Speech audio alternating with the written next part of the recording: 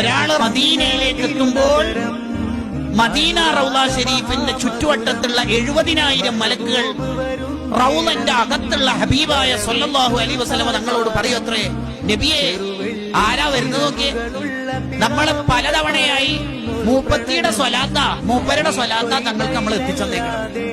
അവരുടെ സലാത്തും സലാമും അല്ലേ നമ്മൾ കൊല്ലങ്ങളായി പതിറ്റാണ്ടുകളായി ഇവിടത്തേക്ക് എല്ലാ ദിവസവും രാവിലെയും അല്ലെങ്കിൽ വൈകുന്നേരവും രാത്രിയൊക്കെ എത്തിക്കുന്നത്. അതാ അവർ ഉടലോടെ വരുന്ന അവരുടെ സ്വലാത്ത സാധാരണ ഇവിടെ എത്താറുള്ളത്, നമ്മളല്ലേ എത്തിക്കാറുള്ളത്. ആ മനുഷ്യനാ വരുന്ന നബിയെ എന്ന് പറയലോടുകൂടി നബി സല്ലല്ലാഹു അലൈഹി വസല്ലം തങ്ങൾ മലക്കളോട് പറയത്രേ, ഓ നമ്മുടെ പ്രിയപ്പെട്ട ആളാണല്ലോ വരുന്നത്, നിങ്ങൾ അവർക്ക് വേണ്ട വിധത്തിൽ സ്വീകരണം കൊടുക്കണം. അവരെന്ത് ദുആ ചെയ്താലും ആമീൻ പറയണം. അള്ളാഹുവിനോട് പറഞ്ഞ ആ ആവശ്യങ്ങളൊക്കെ പൂർത്തിയാക്കി കൊടുക്കണം. അവരെ നിങ്ങൾ മുസാഫഹത്ത് ചെയ്യണം.